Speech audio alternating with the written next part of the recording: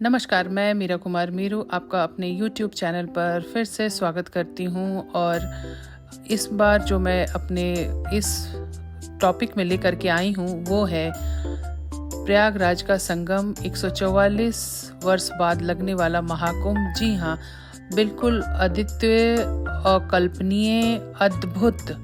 जिसने वहाँ पर स्नान ध्यान किया है वो इस चीज़ को समझ सकता है, उस वाइब्रेशंस को, उस तरंग को महसूस कर सकता है।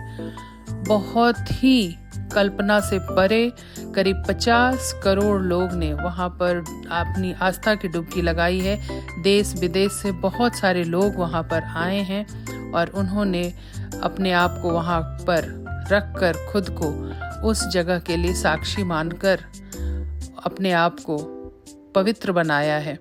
जी हाँ, अगर आप बाहर के देशों से तुलना करेंगे तो करीब 3-4 यूरोपियन कंट्री मिल जाए उतनी आबादी के हिसाब से यहाँ पर लोगों ने अभी तक स्नान किया है। 40 दिन का चलने वाला यह संगम का जो मेला है ये सच में अविश्वसनीय है।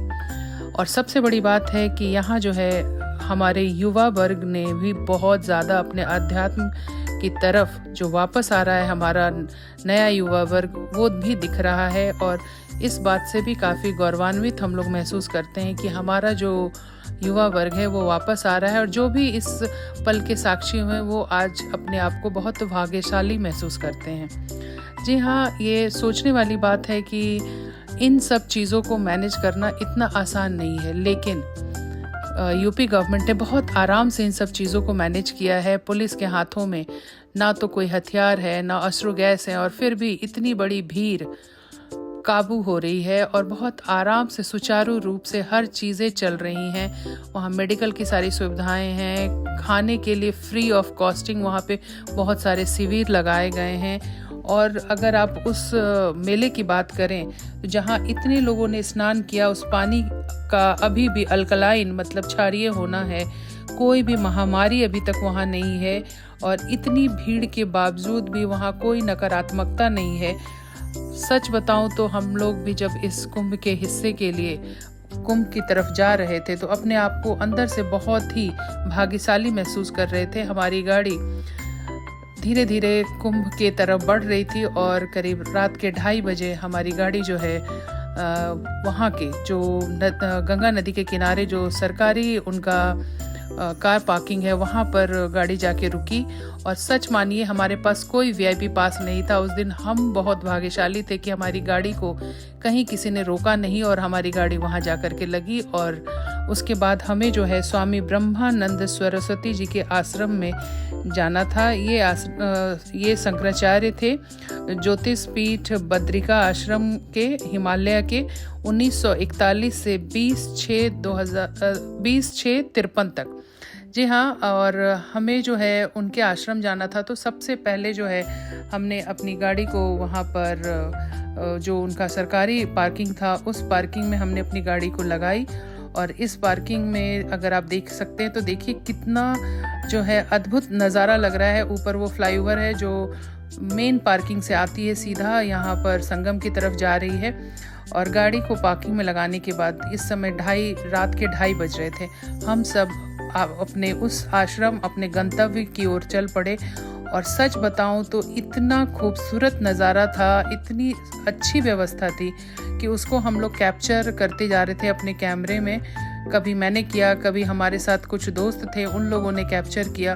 और हर चीज़ को लग रहा था बस हम अपने इन कैमरे में कुछ यादों में संजो कर बंद कर लें और धीरे धीरे उस रात को अनुभव करते हुए, उसको फील करते हुए हम अपने गंतव्य की ओर, जो शंकराचार्य ज्योतिषपीठ जो बद्रिका आश्रम जी के थे, स्वामी ब्रह्मानंद सरस्वती जी का जो आश्रम था, उनकी आश्रम की तरफ हम बढ़ना शुरू कर दिए। और धीरे धीरे हम उनके आश्रम की तरफ जब जा रहे थे तो वहाँ हमें लगा कि ये आश्रम भी अपने आप में सच में एक अद्भुत नज़ारा लिए था। ये देखिए, पहले मैं यहाँ पर आपको गंगा के किनारे का दिखा रही हूँ कि यहाँ पर लोग जो है रात को, अब धीरे धीरे एक्चुअली 3:30 हो चुका है, लोग जो है गंगा के किनारे आके खड़े होना शुरू हो गए हैं ताकि वो सुबह सुबह अपनी डुबकी का जो भी उनका ये है वो पूरा कर सकें। और हमें अपने आश्रम की तरफ चुपचाप बढ़ रहे थे। ये दूर से मैं आपको उनका आश्रम दिखा रही हूँ, स्वामी ब्रह्मानंद सरस्वती जी का आश्रम। जी हाँ, बहुत ही खूबसूरत आश्रम है ये। और यहीं पर कहते हैं कि उन्होंने ब्रह्मलीन किया था खुद को। और हम पैदल चलते हुए चुपचाप सड़क पर मस्ती से, अपने स्पीड से, अपने आप में खोए हुए उस वातावरण को अपना साक्षी मानते हुए, गुफ्तगू करते हुए उन वातावरण से हम धीरे धीरे उस आश्रम की तरफ बढ़ते चले गए। और जब हम उस आश्रम के काफ़ी करीब आ गए तब हमने देखा कि वो आश्रम बहुत ही बड़ा था, बहुत ही खूबसूरत आश्रम था। और थोड़ी देर हमने रात को वहाँ बिताए और फिर हम सुबह जल्दी तैयार होकर के इस आश्रम के बाहर आ गए। और हमें जो है अब अरेल जो वहाँ का किनारा है वहाँ जा कर के हमें जो है बोटिंग करनी थी और उस बोट को लेकर के हमें संगम स्नान के लिए जाना था। तो हम जो है अरेल जो किनारा था गंगा का, उस तरफ बढ़ चुके थे। यहाँ भी भारी संख्या में भीड़ थी। आप देख सकते हैं कि भीड़ बहुत भारी थी। पर हम धीरे धीरे अपने नाव के थ्रू हमें जाना था, तो हम नाव के लिए अपने गंतव्य की तरफ बढ़ने लगे। और भीड़ को चीरते हुए धीरे धीरे हम नाव की व्यवस्था हुई और हम लोग नाव पर बैठने की तैयारी करने लगे। सच में एकदम से अगर आप देखिएगा तो अद्वितीय उस समय आपको महसूस होगा कि अकल्पनीय चीज़ें आपके सामने हो रही हैं। इतनी सारी भीड़ एक साथ और बिना किसी बीमारी, बिना किसी महामारी के। आपके घर में अगर कुछ लोग आ जाए तो शायद हम मैनेज नहीं कर पाते हैं, और इतनी बड़ी संख्या में लोग आ रहे हैं 40 दिन से, उसको मैनेज करना बहुत बड़ी बात होती है। बात बहुत छोटी सी है पर समझने वाली है। और ये जो है हम लोग धीरे धीरे अपने बोट पर बैठ करके संगम की तरफ जा रहे थे। और संगम का जो पानी है या संगम का जो स्थान है वो ऐसे बनाया जाता है कि वहाँ से बहुत सारा पानी उन्होंने निकाल दिया था और वो जो है थोड़ा सा ऊंचा स्थान बन गया था, मतलब घुटने तक वहाँ पानी है। एक तरह से उस किनारे को बांध दिया गया था और उसमें ही, क्योंकि वहाँ पे गंगा, यमुना, सरस्वती तीनों, वहाँ पे सरस्वती तो विलीन है लेकिन कहते हैं कि ज़मीन के नीचे से वो मिलती हैं।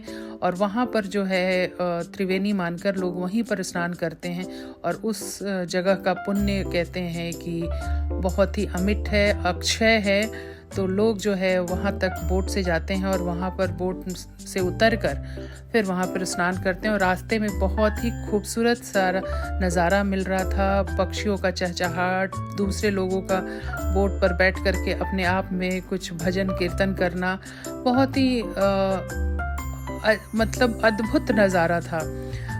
ये जिसने महसूस किया है बस वही इनके चीज़ों को समझ सकता है। अदरवाइज़ जो है आप जब तक वहाँ नहीं जाएंगे आपको इन चीज़ों का अपने आप में समावेश नहीं कर पाएंगे। और धीरे धीरे हम जो है अपने उस गंतव्य की तरफ जा रहे थे और हमें वहाँ पर था कि कुछ दान पुण्य भी करना है उस घाट पर। तो उसके लिए भी हमने पहले से अपनी व्यवस्था कर रखी थी, जैसे एक लोटे में जल था, साड़ियाँ थी, चूड़ियाँ थी, जो श्रृंगार का सामान होता है वो पूरा था। और यहाँ बोट के पास हम लोगों ने अपनी बोट लगाई और इस बोट से चढ़कर हमें दूसरी तरफ जाना था। और वहाँ सीढ़ियाँ बनी हुई थी, उस सीढ़ियों के थ्रू हमें जो है घुटने भर पानी में, जो मैंने आपको कहा कि उथला पानी वहाँ पर बनाया गया था ताकि आप वहाँ पर डुबकी ले सकें। वहाँ का पानी ऑलरेडी जो है बहुत सारा पानी सरकार ने निकाल दिया है पहले से ही, और घुटने भर पानी है ताकि लोग डूब ना सके। देखिए ये वो संगम का नज़ारा है। और यहाँ पर जो है लोग धीरे धीरे पानी में उतरते हैं, पहले उस पानी को प्रणाम करते हैं, उस जल को प्रणाम करने के बाद उसमें जो है उसकी पूजा अर्चना करते हैं। और पूजा अर्चना करने के बाद जो सबसे बड़ा महात्म्य है डुबकी लेने का, तो लोग जो है फटाफट डुबकी लेकर के जो है उनको लगता है कि बस कुछ अपने पापों को यूँ धो डालें और आगे जो है उनकी ज़िंदगी बहुत ही स्मूथ हो जाए। जी हाँ, हम लोग भी कुछ शायद इसी विचारों से गए थे कि हम लोग भी जो है अपनी कुछ डुबकियाँ ले करके, कुछ जल अर्पण करके सूर्य को, और आगे जो है हम अपना थोड़ी देर के बाद वापस आ जाएंगे। पर पानी इतना बढ़िया था, एकदम ठंडा पानी, बहुत ही साफ निर्मल पानी, जल, जिसमें आपको खड़े रहने के बाद लग रहा था कि बस थोड़ी देर और थोड़ी देर और करके हम लोगों ने काफ़ी समय उसमें बिताया। कुछ लोग तो वहाँ पर खड़े खड़े पूजा अर्चना भी उन्होंने किया, लाइक जैसे सूर्य नमस्कार, जो सूर्य को जल अर्घ देते हैं उस तरह से सूर्य को अर्घ दिया, और अर्घ देने के बाद जो है जो उनका नियमित पूजा होता है उस पूजा को उन्होंने पूरी की। और यहाँ का जो नज़ारा था ये वाकई में एकदम अद्भुत था, क्योंकि हर कोई अपने हिसाब से वहाँ पर अपने पूजा अर्चना में लगा हुआ था। जिनको जो आता था वो वहाँ पर कर रहे थे, और पानी बिल्कुल लिमिट में था। पानी का बहाव भी बहुत तेज़ नहीं था, पानी घुटने भर, जल जो है घुटने भर ही था, और उस घुटने भर जल में लोग जो है खड़े होकर के अर्घ दे रहे थे। ना डूबने की चिंता, ना बहने का डर, और सब कुछ बहुत आराम से हो रहा था। और फिर वापस हमें उसी हिसाब से सीढ़ियों से चढ़ के बोट के थ्रू एक दूसरे के बोट पे चढ़ के अपने बोट तक जाना था। ये आप सोच करके देखिए, इतने लोगों को 40 दिन तक इस तरह से मैनेज करना बहुत बड़ी बात होती है। हमारे घर अगर कुछ गेस्ट आ जाएं तो हम तो कुछ घंटों में, या यूं कहें 1-2 दिन के फंक्शन में ही उकता जाते हैं। और यूपी गवर्नमेंट सच में तारीफ के काबिल है, जो इतने दिनों से इतनी लंबी चीज़ों को चला रहे हैं, और देश विदेश से लोग आ रहे हैं और लोग यही कह रहे हैं कि ये सिर्फ संभव भारत में ही है। सच्चाई है कि भारत में ही ये संभव है। भारत के लोग इतने आध्यात्मिक हैं कि हर चीज़ को अध्यात्म से जोड़कर वो हमेशा सर्वोपरि हैं और सबसे ऊपर खुद को रखते हैं। जी हाँ, कुंभ में अगर देखा जाए तो इतने लोगों का समावेश एक साथ होना सिर्फ यहीं पर पॉसिबल था। हम लोग जो है अपने बोट्स पे वापस आए। हमने उस समय जो है गीले कपड़े के साथ ही हम बैठ चुके थे, क्योंकि हमारा जो टेम्पररी जो चेंजिंग रूम था वो हमारे घाट पे ही रह गया था, तो हमें वापस अपने घाट पे, अरेल घाट पर ही जाके अपने कपड़े को चेंज करना था। मैं आप लोगों से एक चीज़ कहना चाहूँगी कि जब हम कहीं जाते हैं किसी शादी ब्याह में भी, तो अपना जो कुछ ज़रूरी चीज़ होता है वो हम अपने साथ लेकर के जाते हैं। मसलन जैसे आपके कॉस्मेटिक्स हो गए, कुछ सोने का, जैसे आपको अगर सोना है तो अपनी चादरें या कुछ चीज़ें जो होती हैं जो हमें लगता है कि नहीं ये हमें अपना यूज़ करना है, तो हम लेकर जाते हैं। लेकिन अगर हम कहीं ऐसी जगह जाते हैं जैसे कुंभ में गए, तो हम 100% गवर्नमेंट के ऊपर डिपेंडेंट रहते हैं। मेरा ये मानना है कि ऐसा ना करके बेहतर होगा कि हम अपना कुछ इंतज़ाम करके जाए। जैसे हम लोगों ने अपना टेंट रखा था, जो चेंजिंग टेंट था हमारा, जिसको हम जहाँ चाहें वहाँ पे खोल कर हम कपड़े को चेंज कर सकते हैं, अपने गीले कपड़े को बदल करके आराम से उससे मुक्ति पा सकते हैं। हम अपना खाना साथ ले गए थे, ताकि जो है जब भी भूख लगे तो हमारे पास ड्राई आइटम्स इतने सारे थे कि रास्ते में भी, जो हम बाई कार गए थे, 12-15 घंटे का रास्ता था, तो हम लोगों को खाने की ज़रूरत उतर कर बार बार ना पड़े। पानी हमारे साथ, पीने का पानी हमारे साथ बहुत ज़्यादा था। हमारे साथ दवाइयाँ, जो छोटी मोटी कोई प्रॉब्लम्स हो तो वो दवाइयाँ हमारे साथ थी। हमारे साथ फर्स्ट एड बॉक्स था। तो कुछ चीज़ें अगर आप अपने साथ एहतियात के तौर पे लेकर के जाएंगे तो ये हमारे लिए ज़रूरी होता है, ये हमारे लिए बेसिक नीड्स है। और बेहतर होगा कि हम किसी और के लिए, इन चीज़ों के लिए किसी और पर डिपेंडेंट ना रहें, हम अपने आप में सक्षम रहें और अपनी चीज़ों की देखभाल हम खुद कर सकें, तो हमारी यात्रा बहुत ही सरल और सुगम हो सकती है। अगर हम इन बातों को समझ जाएं तो मुझे लगता है कि कितने बड़ा भी संगम हो जाए, तो कितना बड़ा भी कुंभ लग जाए, हम उसे बहुत आसानी से पार कर सकते हैं। और ये हमारा चेंजिंग रूम है। यहाँ हम किनारे पर आने के बाद हमने इसको, टेंट को खोला, और फिर हम लोगों ने बारी बारी से उसके अंदर जा कर के चेंज किया और फिर उसको वापस से फोल्ड कर दिया। फिर हमने वहाँ पर स्वामी ब्रह्मानंद सरस्वती जी के आश्रम में खाना खाए, और खाना खाने के बाद फिर जो है हम लोग वापसी अपने घर की तरफ, अपने गंतव्य की तरफ चल पड़े।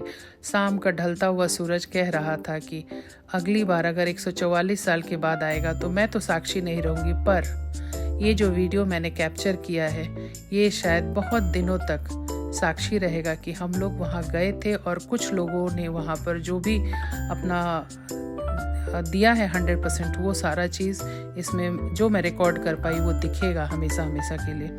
तो ये वीडियो आपको कैसा लगा ये ज़रूर बताइएगा। धन्यवाद।